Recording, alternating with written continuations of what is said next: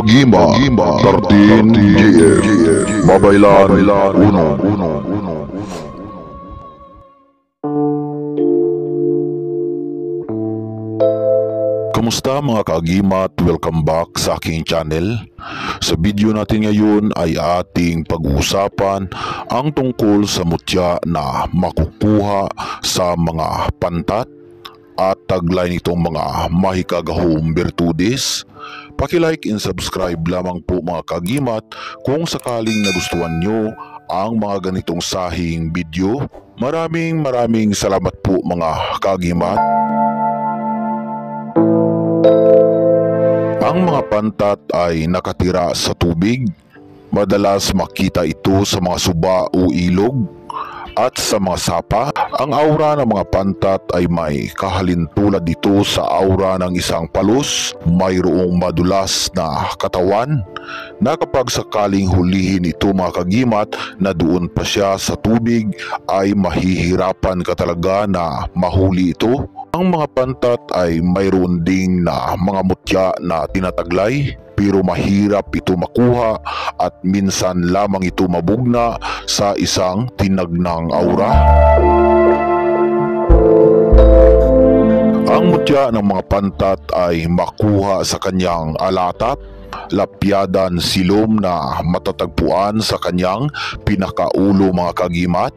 Ito ay mutyang batuhiwaga ng mga pantat at may dyan din makuha ito sa kanyang tiyan mga kagimat, isang mutya bato din na mahiwaga.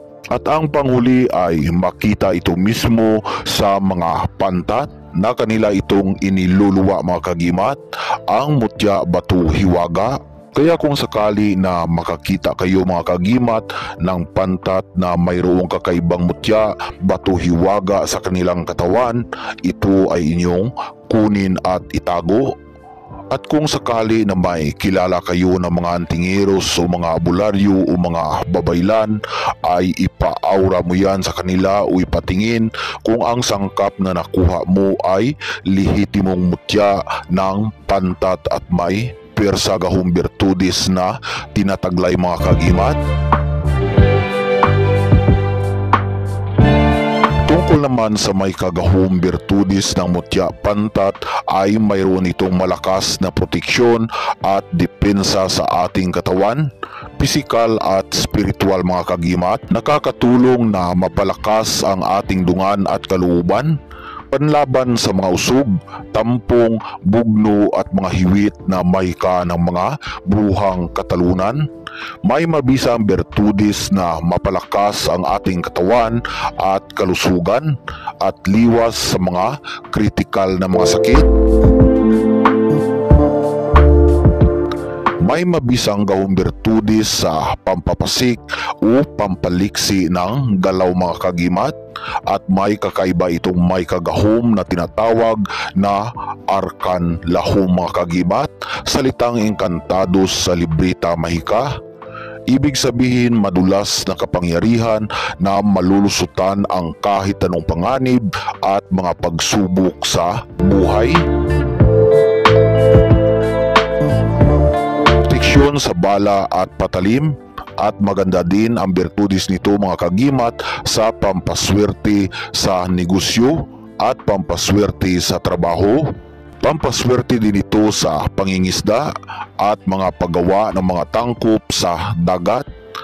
Ang mga tangkop sa dagat mga kagimat ay mga uri ito ng mga maraming kawayan na nakabugsok sa gitna ng dagat.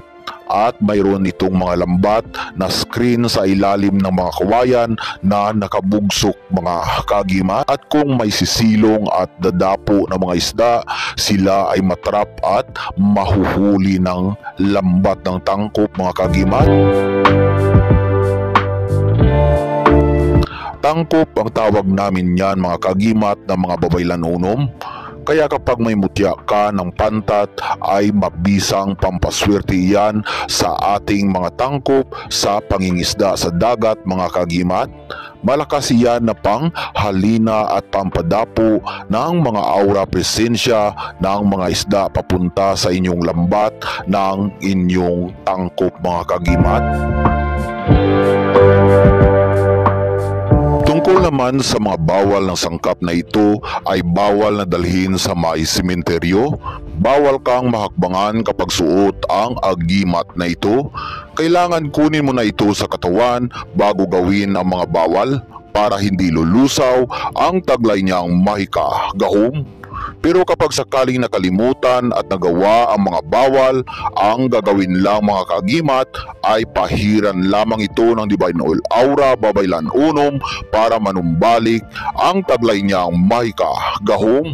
At may marami pa itong mga mahika gahom virtudes na taglay at mismong sa inyo lang ipaalam o ipakita ang iba pa niyang taglay na mga mahika at himalang kapangyarihan. Sa pagtatapos ng ating video ay muli po akong nagpapasalamat sa inyong mga kaagimat. Naway pagpalain tayong lahat ng mga putiang aura at mabubuti ng ating dakilang Diyos makapangyarihan. Ilayo sa mga sakit, iliwas sa mga hindi inaasahang mga panganib, at likupin ng kabanal-banalang birtudis niyang gahom at ibuhos ang swerteng bugna.